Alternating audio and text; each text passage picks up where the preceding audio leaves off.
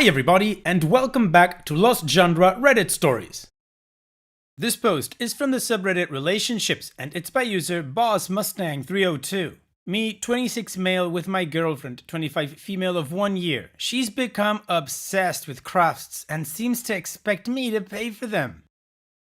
I know my girlfriend for a decade now, and we've been together for just over a year. Things were, for the most part, great. Over the summer, she lost her job and was forced to move back home with her parents and sister, 18, which has been a challenge for everyone involved. My girlfriend is struggling with the fact that her parents are treating her like an adult and are raising her 7-year younger sister differently than she was raised. Her parents are also having their own problems, as her mother refuses to help her own elderly mother and sick sister with basic tasks, while her father is the polar opposite and has put his job and family well-being on the line to help his parents. I should throw in here that her sister has done some strange things, like bring home a 22-year-old at 3 a.m., which her mother didn't bat an eye at. I was there. Yet she throws a fit if I'm over after 10 p.m., even though she has known me for 10 years, knows where I live, etc. She never had these problems or ever cared until her daughter moved home. So I got her into counseling. I've wondered if this is why her mom started to dislike me, and she got herself an ADD prescription and started grad school. Things were looking good, and a lot of progress has been made with her counseling and the way she handles her family. The problem came a few months ago when crafts appeared. She's always liked to make things and customize things for gifts or whatever. Since she wasn't working, grad school, she thought it would be really cool to make some things for people as thank yous and for future Christmas gifts. However, I had to foot the bill, around $50. But it wasn't all bad because we made some things for my family as well. During this time, she became less physically affectionate. It wasn't a complete stop off, but a gradual step down. She stopped grabbing my hand, stopped the goodbye kisses, and when I tried to kiss her, oftentimes I was met with a quick peck and a look like, I don't have time for this. I understood that she was busy and processing a lot with family, grad school, and trauma from her summer, but I felt like I ceased being her boyfriend and was more of just a friend. Even though she still carries on with the non-physical things, I figured it was stress or something and it would pass. Thus far, it hasn't. Back to the gifts. One day, she made one as a thank you to someone who then liked it so much she suggested that she should try to sell some stuff at a craft show. So, my girlfriend went out and spent about $200 on stuff to sell at a crafts show. I even tossed in $50 or so since it was making her happy and it was a really big positive thing to happen to her and I wanted to support her. Things went well and she sold a bunch of stuff and got some new ideas. I was really excited for her. I even got her a small little $40 candle making kit as kind of an early Christmas gift. Fast forward a few weeks and she's now asked me to help her buy some things. Not the usual $10 things at Walmart. We're talking $100 at some candle online warehouse, $200 in something called essential oils, and the list keeps growing. On top of this, our conversations have become about nothing but crafts. I'll wake up to 10 pictures of things on Pinterest and lots of texts about how she wants us to make them or some other thing. When I try to talk about my day or ask her about school, I often get short answers or nothing at all. But the second I bring up something craft related, she explodes and won't stop texting. I'm not sure what to do now. She's asked me to essentially front a $1,000 startup craft operation and I feel like I'm being held around simply because I have a job and a car and she doesn't. I'm frustrated, but I'm not sure what to do. I'm also wondering if this is a side effect of the medication, loss of libido, need for physical affection, and a complete obsession with something like crafts. Well, OP, in my opinion, I think you need to sit down with your girlfriend and tell her everything that you're feeling, how you're frustrated about everything that's been going on and how she's treating you lately. I believe she's clearly being affected by the fact that she lost her job and had to move back in with her parents. Maybe the crafts thing just gives her control over something in her life, and that's why she's becoming obsessed with it. Now, regarding the ADD meds and the loss of libido, I couldn't say anything because I'm not a professional, so I don't know if it would have an impact. Could be, but again, I don't know. I would say you should ask a professional about that. And regarding her request or demand that you front her startup venture, I would say no, she should start growing as she gets more profit. If there is no profit, then it's not a viable business. And what do you guys think about this whole situation, or what would you do if you were in OP's shoes? Let me know in the comments section, and now let's move on to the community comments and see what they said. Stolen Lampy says, I hope you see this. Is she taking any medication for the ADD? This could be a huge factor in personality changes, and her obsession, one track mind, is what that medication can do to people. It can help you focus on one thing, but if it's the wrong thing, it can be very detrimental, like it was when I was taking those medications. It also made me less charismatic and felt dead inside when I took that stuff. People could always tell when I was on it because I was just a zombie, not the person I truly am. If she's not, I'm not sure what it could be. And OP responds, she is medicated, yes. The problem is that she doesn't take it consistently. By this, I mean instead of taking it every day at the same time as prescribed, she tends to take it as needed. She might go 3 days without taking it, then take it at 5 p.m. and be up all night doing homework or craft stuff. She does this because she can't stand the medication's side effects and doesn't like to think that she's on drugs or whatever, but she needs it to focus. The doctor told her that if she would just take it as prescribed, most of her side effects would go away after her body adjusts or would at least become more manageable.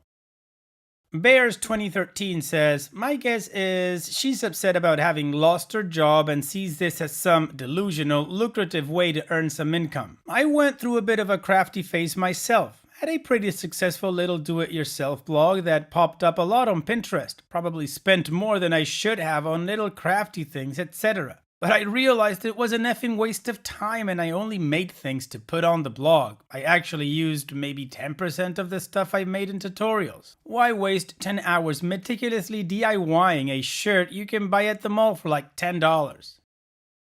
The underlying issue, by far the most egregious, is money. I don't know how anyone could be so lacking in self-respect that they treat their significant other, not even husband and wife, like a bank account for frivolous things. You are not obligated to buy that crap for her. Encourage her to fund it herself through her candle sales. And if she can't, it's clearly not a profitable venture worth investing any time in.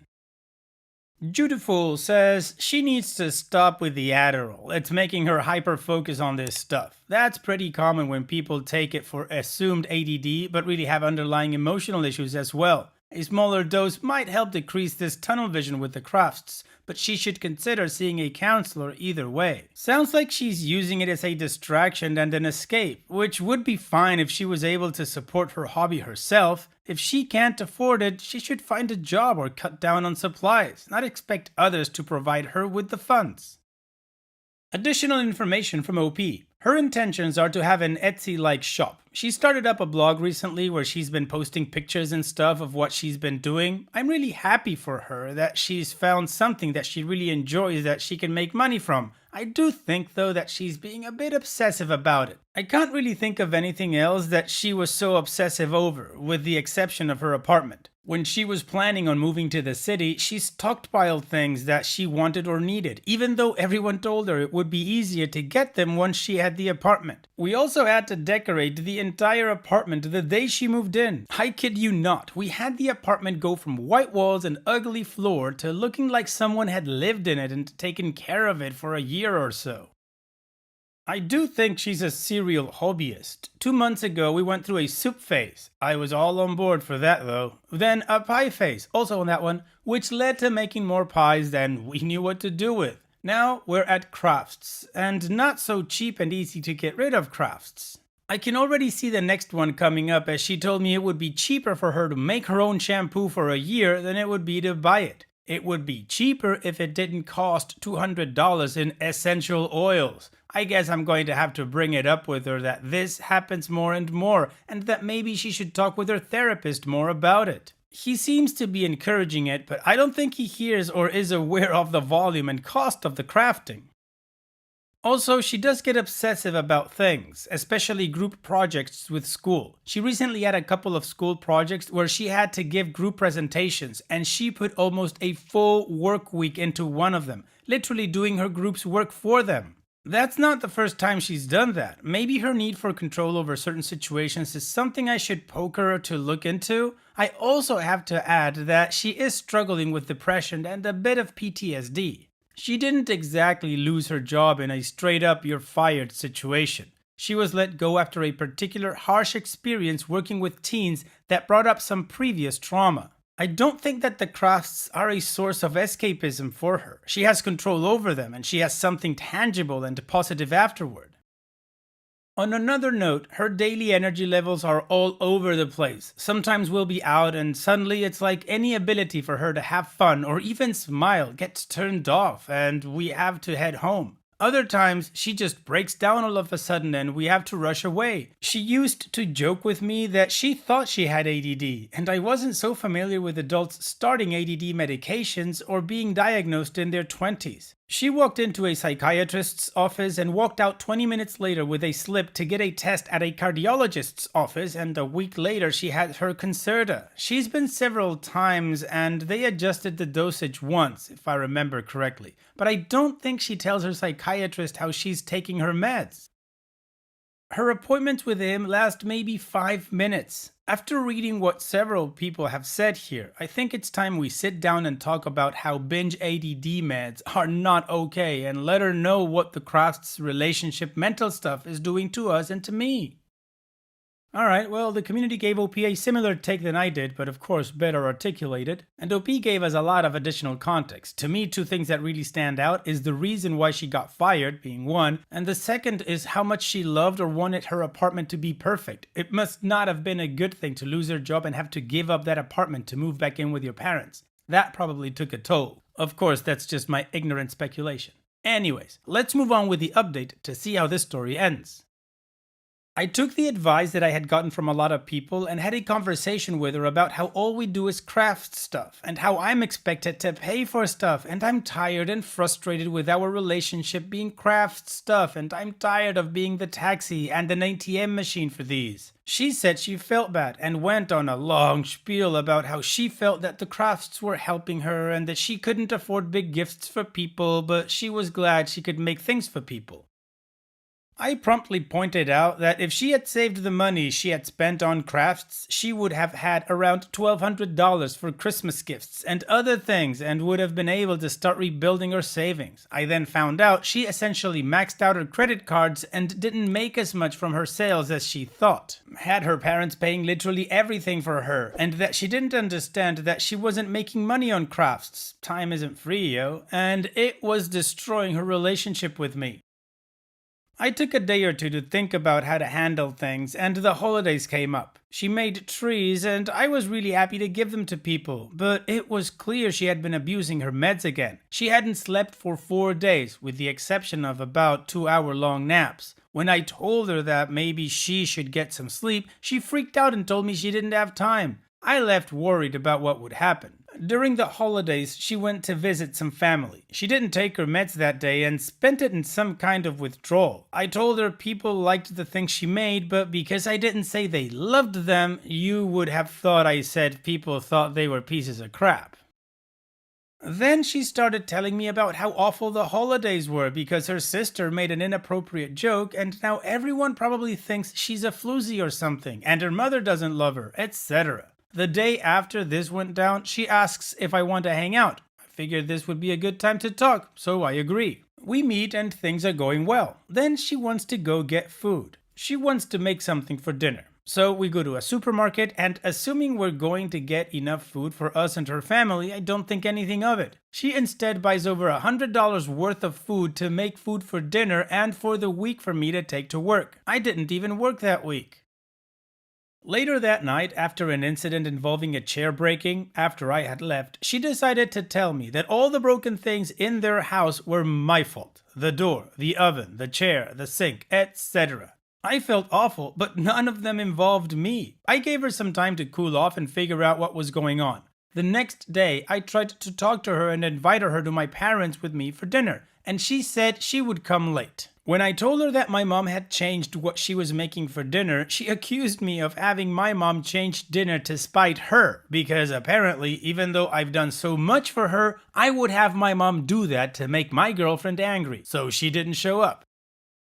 Then she tried to show up late in the evening, but I didn't see the texts until a whopping 5 minutes after she sent them, which apparently wasn't fast enough. So once again, I got a slathering of, "This is all your fault, you broke everything, yada yada yada." So I gave her some space again and tried again the next day. Now, I had gone into work to check on something on a Sunday, and I texted her that work seemed creepy because the lights were on and I had to call security to let me into the building. She accused me of essentially breaking into my building and causing my employer to lose money because they had shut down or whatever. I told her that there were other people there and it wasn't a big deal, but knew it was a losing battle. And once again another, "Oh my god, everything is your fault, etc., etc." I decided to give her a few days. I found out she had been dealing with her lows off of meds by drinking large amounts of alcohol and had been maintaining a decent buzz to help deal with the headache after taking 3 ADD meds in about 40 hours. I told her she couldn't do that and that she needs to talk to her doctors about it. Today, she removed me as a friend on Facebook. I assume that's her way of saying it's over. I'm not even that hurt or upset about the fact that it's over. It's most definitely for the best. I'm just upset that she couldn't just come up and say, "It's not working, it's over." Or if she's just going to end it like that. She's got a lot to work on and I hope she gets it together. She was a lovely person at one point in time. I've tried to tell her parents. Of course, they tell me that I don't know anything about them and they didn't like that I'm judging their family by telling them she needs support from them. I know the vast majority of people who take ADD meds don't act like this. I think a lot of it has to do with the fact that she feels so bad about the fact that she takes it and that she needs it, so she doesn't take it until she needs it. I honestly thought that once she got into counseling and got things going, that she would be better and go back to her old self. Maybe she will one day, and I hope she does, but it's going to be a long journey for her. Short update 1. She just texted me that apparently I wasn't there this week when she needed me, except I never got any texts or calls or anything from her. I feel bad, but she has many ways to get in touch with me. Email, Facebook, she could have called instead of texting. Now she can't forgive me for not being there. I think it's time to go no contact. Now, my definition of no contact may be different from others. I'm not just going to vanish on someone in this state, especially someone I have known and loved for as long as her. But I'm definitely going to put a good amount of distance between us, and during the brief and spaced interactions, I will focus on trying to get her to talk to her therapist. Short update 2. I've decided that I'm going to try and get in touch with her doctor and let him know what's up. In my opinion, best case is the doctor does something or asks her why I called and said that. Worst case, doctor ignores me and tells me to get lost. I think it's all on her now, though. I don't think it's something I should be dealing with now. I understand that there may be backlash from her and her family, but it's for her own good. I'm also going to go no contact, like I said before. It's the best thing for both of us, I think. She told me she doesn't want to fight anymore about how I wasn't there for her, and I don't want to point out that she didn't make any attempt to ask for me to be there. Well, OP, I think you're making the right decision. She decided to end it with that weird removal of Facebook thing, and you're just following through with it. And if you do ever have any kind of contact with her, you are going to try to help her out with her therapist. And that's as much as you can do. So thank you so much for sharing, OP, and all the best in the future. Take care. So now, let's move on with the mood booster. This post is from the subreddit Malicious Compliance, and it's by user JJHawk84. I should quit my primary job? Yeah, okay.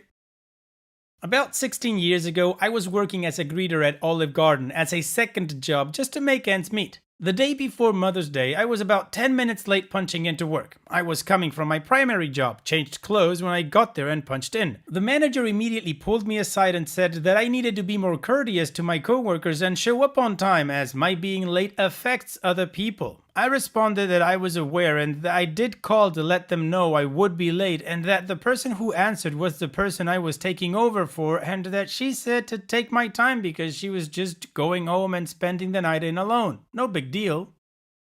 The manager laid into me. She told me that I'm not the type of person that can hack having 2 jobs, that I was too inconsiderate to work 2 jobs, and that maybe I should choose which job I value more and quit the other one, and that if I quit the Olive Garden, that I would not be welcomed back. Initially, I thought, well, I'm not going to let you chase me away, but then I realized this is a second job. I don't have to be here. I don't have to let her talk to me that way. I went home and told my significant other, who also worked there as a second job, what was said. We mutually decided that I should quit the Olive Garden. So I went in for my morning Mother's Day shift wearing my street clothes, went to the back office to find the manager and said, "So, I put a lot of thought into what you said and have decided that you were right and working here for you is not for me anymore." She looked stunned and said, "Well, you're going to work today, right? You know Mother's Day is our busiest day of the year. You can't just up and quit today of all days." I said, "Well, maybe this will be a lesson for you on how to speak to your employees and how to be a decent human being. Besides, you said yourself, I'm too inconsiderate to work here." And I walked out. Have not set foot in another Olive Garden since. Well, she told you to make a choice. You made a choice. Simple as that. Thanks for sharing, OP. And it's that time that we've reached the end of the video. I hope you enjoyed today's stories. I really did enjoy reading them to you. So if you did, then don't be shy and go ahead and give the video a like. And don't forget to subscribe or even share this video with people that you might think will enjoy my storytelling. Also, if you have the time, go down to the video description and check out all the links I have for you, from our Discord community to my channel merch. And finally, I'd like to say thank you for watching. It really means a lot to me that you enjoy my videos. And having said all that, I'll see you guys in the next video.